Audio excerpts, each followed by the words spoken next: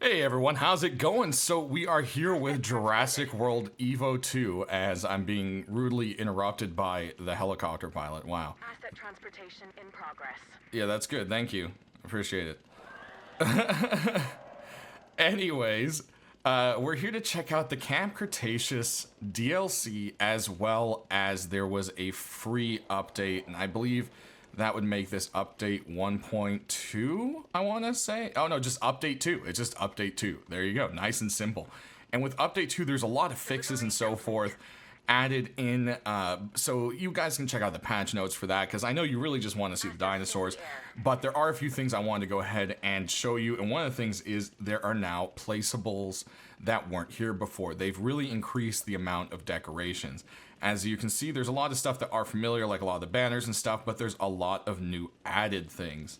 And there are now also placeable trees, and depending on the biome you're in, the trees will change. So there are some snowy variations as well as some desert plants and trees that you can place should it be a deserty biome. And then you've got quite a few different decorations and so forth, and then you've got these like large decorations. And if we go ahead and come on down, you can take a look. See, we've got all the standard stuff right here. You've got these new signs right here, which are quite, well, they've been in the game, but weren't placeable previously, I should say. And you've got all of those here as well. And one thing that's worth noting is Sandbox mode now has everything unlocked. Previously, you'd have to unlock things like skins and dinosaurs through the actual, gameplay mode, and you weren't able to just jump in and make your own Jurassic Park in Sandbox. Now you can. And there's a lot more customization options as well, as you can turn on and research, you can turn on and off extra scientist things and so forth, and expeditions. There's just quite a few nice little settings added in. And I really dig this Spino skeleton. Wish we'd have more. Where's the T-Rex skeleton?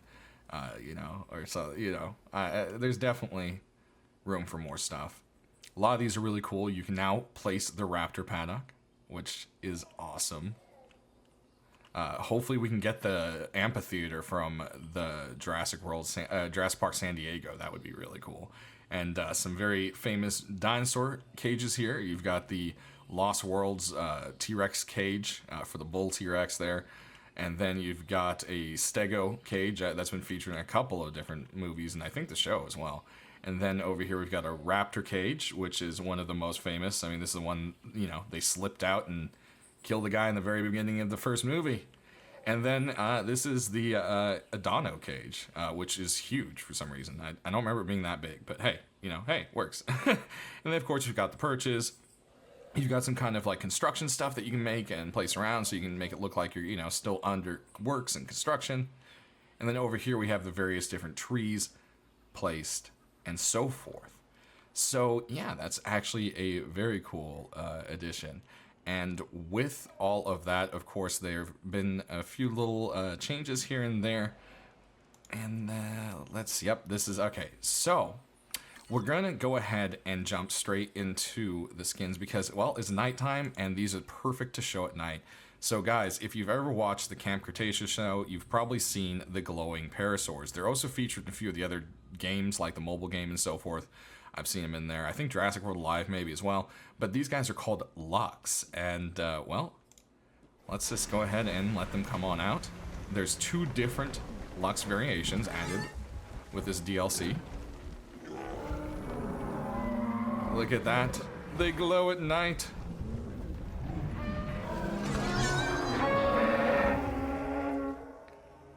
So let's go ahead. And now we can show another new feature. You'll see first-person mode. I'm Isaac Clement. Together, we'll create the most spectacular dinosaur park imaginable. And hopefully not die in the process. Really, I don't want to die.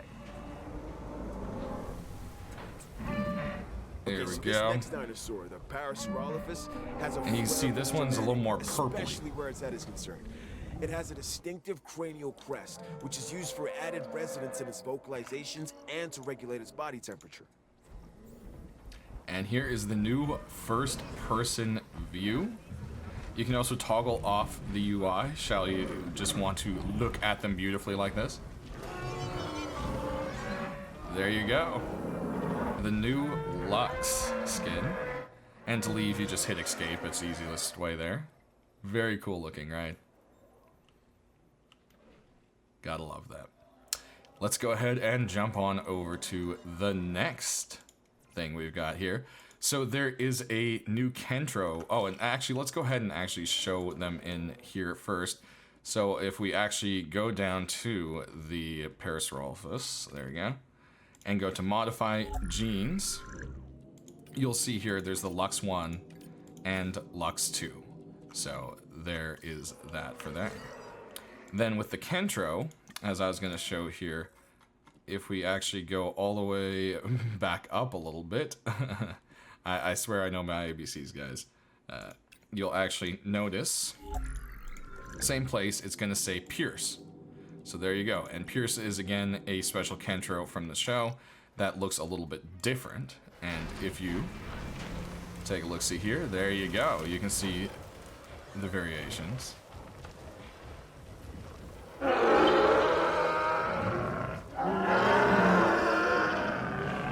There's a Pierce and a couple more Pierces. So there is that one. And next, there's the Anklo and the Oranosaurus. So we're going to actually go down to the Orano real quick. And this one's actually quite special because the ones in the show were actually smaller. So you'll actually see here it says size small.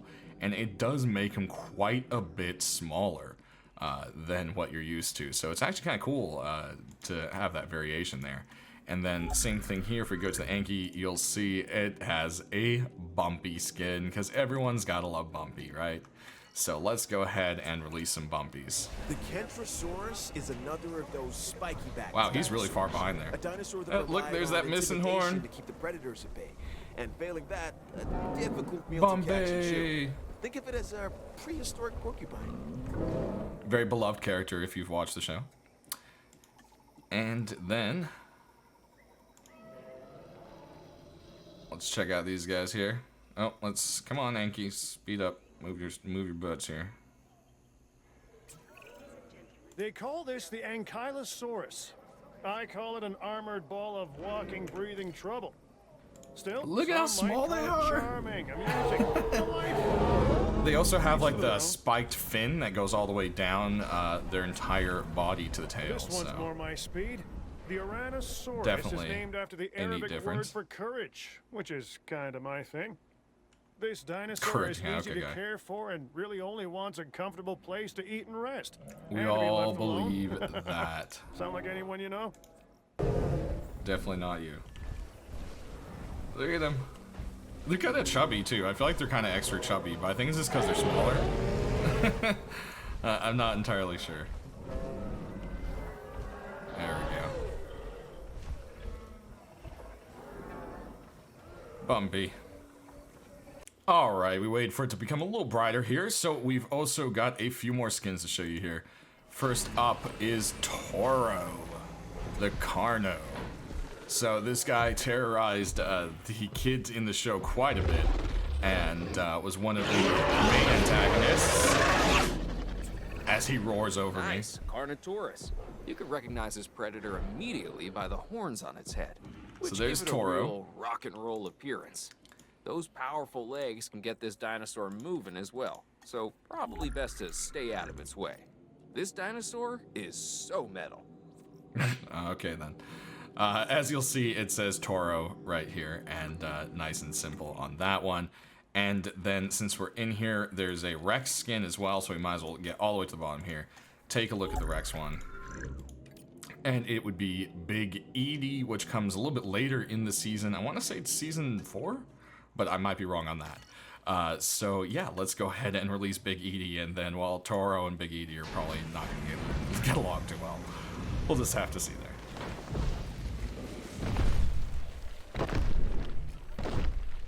There we go.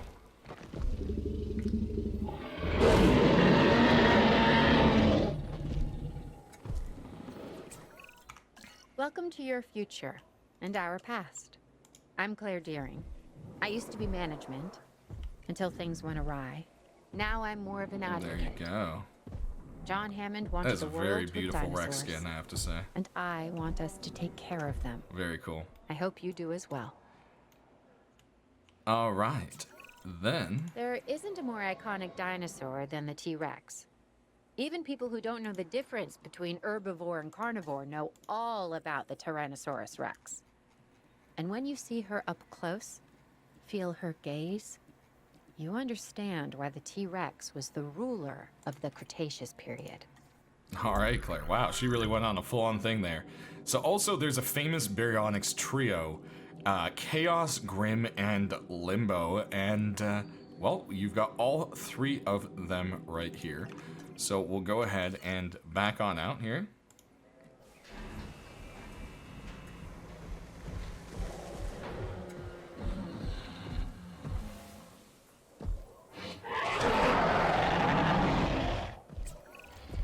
Do I want the dinosaurs to fight?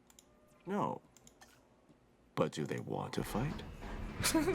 For some, it is what they were born for, what they live for, and what they're willing to die for. That is a purity that few humans have. Okay, this is amazing. A baryonyx. These animals have very large claws on their first digit. This dinosaur also likes water, so take a moment to consider its needs when planning out a suitable habitat for it. The baryonyx was originally thought to be a scavenger, but now, there's with that live trio animals to study, we can find out for sure. But that is the skins with the DLC. However, there are 2 all-new creatures being added. And by new, I just mean they aren't in the game and aren't a skin. They are a full-on thing. So, first up, you've actually... And, oh, I also want to mention there are more actual upgrades to most of the buildings as part of the free update. So that is something that is worth mentioning as we pop that extra bay in here. So we would go on down to, and it's Monolophosaurus, I believe is how you say it, but I may be butchering that a little bit. And yeah, you'll see for this creature here, when it comes to traits, it really only has one bad trait in the social tree here, but it is a 75% chance of intolerance. So that is something that is worth mentioning. It has all the different color variations as you would expect, and then has also a special 2015 skin to go along with the Camp Cretaceous show. So that is the one we actually have equipped on the first one here. And then we have another one with just kind of like a random color pattern I picked. So we're going to go ahead and release these guys and take a look at them.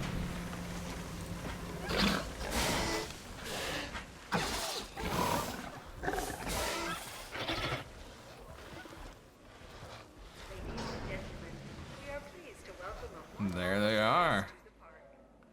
Let's go ahead and release the kind of like random color variation. I don't even remember what I picked. Okay, cool. They're kind of like orange and blue and purple. Look at that. That actually looks really cool. We can go ahead and use that new first person. Walk amongst them. And the first person view also works. You can click on people, take them over, or vehicles and take them over as well. So it's not just a, you know, walk around the park wherever you click kind of thing. You can also do that as well. But yeah, these guys are quite cool. But of course, the big one that I'm sure everyone was most excited for is going to be another hybrid. And it is the first hybrid, so to say. Well, it was at least before the Indom, I believe. The Scorpius Rex. And yeah, this thing is terrifying if you saw it in the show. It can self-clone, like some other creatures and hybrids made in the Jurassic World universe. And yeah, this thing is just absolutely terrifying. So we'll go ahead and take a look real quick at it in here, because it does have quite a bit going on, as you will see. Now, I did set one to, I guess, this crazy color pattern, so one of those will be out, but there is the color A and color B, which we'll also be showing you guys, and then let's look at its traits. 25% thirsty, 25% large appetite, 50% short-lived, 25% sickly, social, 50% needy, antisocial, 25%, 100% intolerant, and then in combat, it is also having a chance of 25% unfit. So it is quite a sickly creature. So, of course, that's mentioned, and that's kind of part of the lore. So let's go ahead and let one out. This is going to be the first pattern. Oh, man, look at this thing.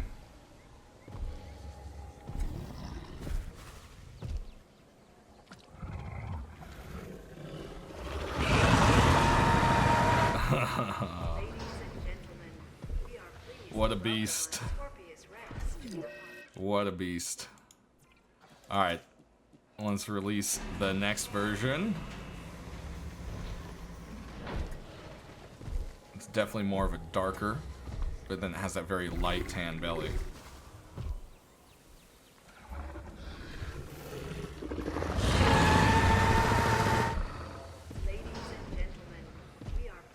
There's that. Yeah, you can see it's much, much darker on the top. The contrast there. And lastly, we have our color mix. Let's see what it came out as. Ooh, look at that. That is very cool looking.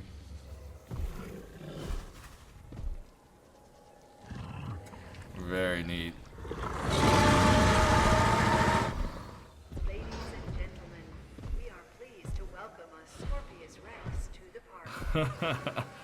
All right. Well, with that, there's one big thing I also... Oh, looks like Toro lost against Big Edie. That's not a huge surprise. There is one last thing I want to mention, and it is that the Indom and a bunch of raptors will form a single territory. So, yeah, you can make a whole giant pack with a giant alpha Inda. So, whoa, oh, wrong button there. Definitely something that I think is a really cool kind of setup. I mean, look at this. How cool is it? A bunch of raptors chilling around this crazy thing in what looks like a peaceful interaction. I mean, this is, wow, you know? Look at this. Oh, they're acting for us right now. They're talking. How great is that? Yeah, you guys have a conversation. Yeah, there you go. But there it is, everyone. I mean, it's definitely some cool stuff in the DLC, and there's quite a bit of awesome things in the free update. So be sure to check out the extra patch notes at that. I'll link them in the bottom of the video. Thanks for checking this out with me, everyone. And next time there's something added to the game, we'll be sure to cover it, as we have been. Thanks for watching, and have a great one.